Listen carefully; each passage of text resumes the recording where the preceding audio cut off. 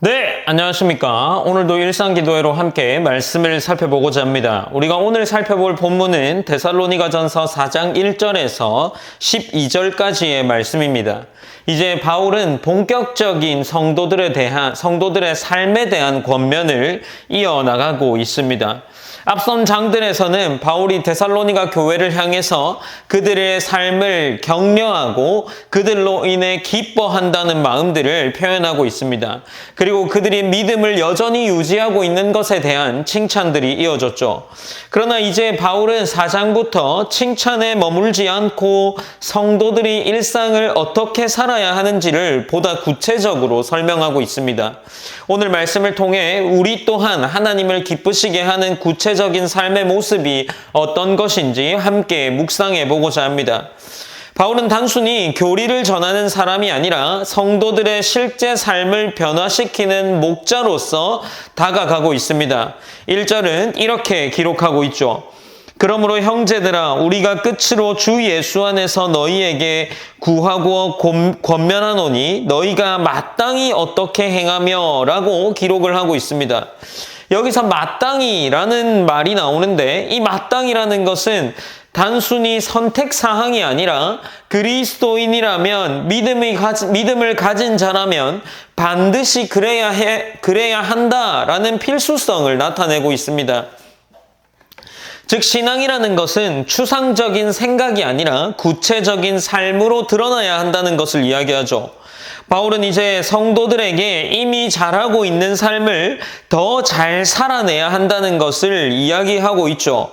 그러면서 4장 1절 후반부에 보면 곧 너희가 행하는 바라 더욱 많이 힘쓰라 라고 기록을 하고 있습니다. 여기서 더욱 많이라는 이 표현은 넘치도록 풍성하게 라는 의미입니다.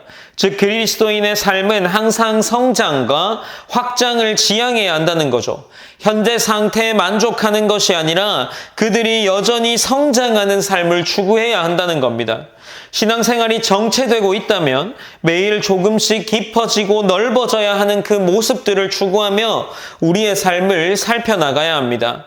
그러니 더욱 풍성이라는 이 표현은 말씀을 붙잡고 우리의 삶의 모든 영역에서 하나님을 향한 성장을 추구해야 한다라는 거죠.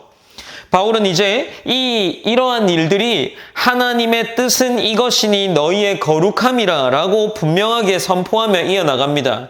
곧 그들이 해야 할 것은 거룩함이라는 거죠. 이는 단순히 도덕적 정결을 넘어서 하나님께 속한 구별된 상태를 의미하는 거죠. 즉 도덕적으로 무언가 바르다라는 게 아니라 하나님께서 보시기에 합한가가 거룩이라 할 수 있는 겁니다. 즉 성도의 삶은 세상의 기준과 달라야 하며 하나님의 소유로서 구분되어야 한다라는 거죠. 구약에서 거룩이라는 것은 하나님의 속성과 연결되었다라는 것을 생각해보면 우리의 삶의 모습이 어떤 지향점을 가져야 하는지를 떠올려 볼 수 있을 겁니다. 바울은 그 거룩한 삶의 첫 번째 행동으로 음행을 버려야 한다라고 이야기를 합니다. 오늘 본문 4장 5절에서는 3절부터 5절에서는 이렇게 나오죠. 음란을 버리고 각각 거룩함과 존귀함으로 자기 안에 대할 줄을 알고 하나님을 모르는 이방인과 같이 세욕을 따르지 말고 라고 하면서 음행이라는 단어로서 그 거룩함을 구별해야 될 것을 이야기하고 있습니다. 당시 헬라 로마 사회는 성적으로 매우 부정한 상태의 문화를 가지고 있었습니다. 그러니 성도의 구별됨이 필요했던 거죠. 바울은 각각 자기의 몸을 거룩함과 존귀함으로 취할 줄 알라라고 권면하고 있습니다. 여기서 몸을 소유한다라는 표현들이 등장하는데 곧 우리의 몸을 절제하며 다스릴 줄 알아야 한다는 거죠. 하나님이 주신 몸은 욕망의 도구가 아니라 하나님이 성령이 거하시는 성전입니다. 그러니 성도는 세상의 풍조를 따라 사는 것이 아니라 그들의 문화가, 그들의 종교가 타락되어 있었다면 그것으로부터 구별되어서 하나님의 뜻을 따라가는 것이 그들의 삶에 필요했다는 겁니다. 바울은 음행을 멀리하라는 명령을 단순한 권고로 끝내지 않습니다. 6절에서는 이제 사람을 헐뜯거나 속이지 말라, 해하지 말라라고 이어나가는데 하나님께서는 이런 일들에 대해 심판자가 되신다라고 강조하고 있습니다. 여기서 중요한 것은 무엇입니까? 성과 관련된 죄와 이 행위, 죄와 같은 행위와 단순히 인간관계의 문제를 넘어 하나님을 거스르는 죄들이 있다라고 이야기를 하는 거죠. 이러한 모든 죄가 하나님을 거스리는 죄다라고 이야기를 하고 있는 겁니다. 그래서 이제 4장 8절은 이렇게 기록합니다. 그러므로 저버리는 자는 사람을 저버림이 아니요 너희에게 그의 성령을 주신 하나님을 저버리는 것이다 라고 기록을 하고 있습니다. 바울은 이제 거룩한 삶의 또 다른 핵심으로 형제 사랑을 강조하고 있습니다. 데살로니가 교회가 이미 서로 사랑하는 모습들을 보여주면서 칭찬했습니다. 그러나 이제 바울은 다시 한번 더욱 풍성히 하라 라고 이야기하면서 오늘 4장 10절은 이렇게 기록합니다. 너희가 온 마게도냐 모든 형제에 대하여 과연 이것을 행하도다. 형제들아 권하노니 더욱 그렇게 행하고 라고 기록을 하고 있습니다. 혈연을 넘어서 믿음 안에서 공동체의 생활들 속의 사랑을 의미하는 거죠. 사랑은 그리스도인의 표지입니다. 예수님께서도 제자들에게 서로 사랑하라는 새 계명을 주셨습니다. 하지만 바울은 사랑이 멈추는 지점이 없다는 것을 보여주면서 그들에게 더 넓게 사랑하라는 것을 권면하고 있는 거죠. 바울은 성도들에게 이제 이렇게 기록합니다. 4장 11절에서는 또 너희에게 명한 것 같이 조용히 자기 일을 하고 너희 손으로 일하기를 힘쓰라 라고 기록을 이어나가는 거죠. 당시 데살로니가 교회의 배경, 그들의 문화 속에서는 종말이 임박했다라고 주장하는 자들, 그리고 그것을 따르는 자들이 있었습니다. 그러니 종말이 임박했다고 생각하면 그들이 하고자 했던 일, 그들의 일상의 생활들을 놓아버리는 거죠. 소홀히 하고 게으르게 하기 시작합니다. 왜냐하면 그 일들은 곧 하지 않아도 될 일이었기 때문이죠. 그러나 바울이 강조하는 것은 이 현실 도피가 아니라 책임 있는 삶과 연결되어야 한다라는 거죠. 여기서 조용히라는 표현은 단순히 말이 적다, 소리가 나지 않는다라는 의미로 이해해서는 안 됩니다. 분주하지 않고 안정된 태도를 이야기하는 거죠. 즉 소란스럽지 않고 묵묵하게 자기의 일상을 보내는 것을 의미합니다. 그리고 또한 자기 손으로 일하라는 말씀은 노동을 천하게 여겼던 당시 문화를 반박하기도 합니다. 바울은 어떤 자였습니까? 우리가 잘 아는 것처럼 텐트 메이커로서 천막을 만드는 일을 했습니다.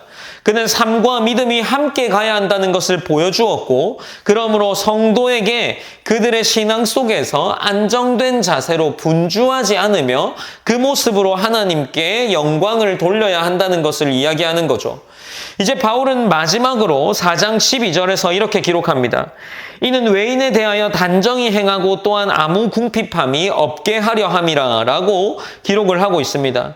세상 앞에서도 중요한 증거가 되는 거죠. 그는 외인에 대하여 단정히 행하고 아무 궁핍한 일이 없게 하려 함이라 라고 가르칩니다. 여기서 단정이라는 표현은 질서 있고 품위 있게 라는 의미죠. 즉 신앙인은 세상 사람들 앞에서 부끄럽지 않게 살아야 합니다. 게으르거나 무질서하게 살아가는 것이 보이게 되면 복음을 훼손하기 때문이죠.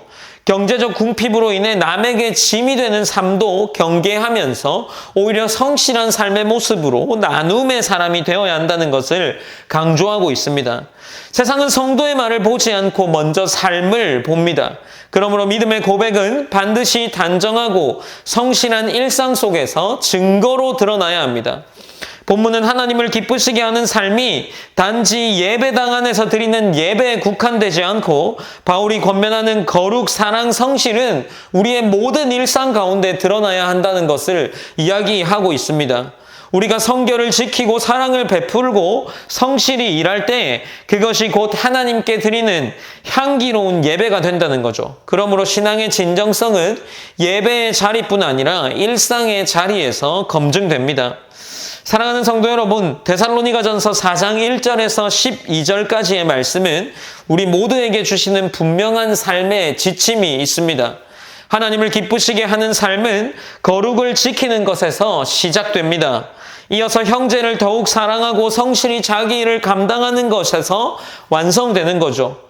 우리는 신앙이 특별한 순간에만 드러나는 것으로 기대할지 모르겠습니다. 그러나 바울이 오늘 이야기하는 것은 특별한 순간이 아닌 일상의 모든 영역 속에서 드러나야 한다는 것을 이야기합니다.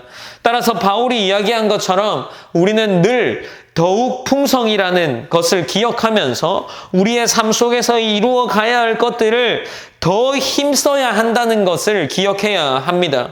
오늘 하루도 우리의 모든 삶이 하나님께 드려지는 삶이 되기를 기억하면서 기도하면서 나아갔으면 좋겠습니다. 오늘 본문을 통해서 우리가 또한 바울이 권하고 있는 우리의 믿음의 성장을 계속해서 추구하고 구할 수 있는 성도가 되기를 기도합시다. 그리고 마땅히 지켜야 할 내 삶의 모습에 부족한 모습이 있다면 우리의 삶을 돌아보며 회개하며 나아갔으면 좋겠습니다. 제가 기도함으로 오늘 일상기도회를 마무리하겠습니다. 사랑의 하나님 감사합니다. 하나님 우리가 오늘 일상기도회를 통해서 하나님 오늘 또한 데살로니가전서의 말씀을 살펴봅니다. 하나님 우리의 일상의 삶을 더욱 풍성히 더욱 많이 집중하여서 하나님 앞에 나아갈 수 있도록 인도하여 주시옵소서. 하나님 우리의 삶을 그저 안주하고 평범하게 사는 것에 만족하지 않고 하나님의 삶을 살기 위해 고군분투하는 그런 신앙의 자리에 머물러 있을 수 있도록 하나님 인도하여 주시옵소서. 언제나 하나님께서 함께하여 주실 줄 믿습니다. 살아계신 예수님의 이름으로 기도드립니다. 아멘.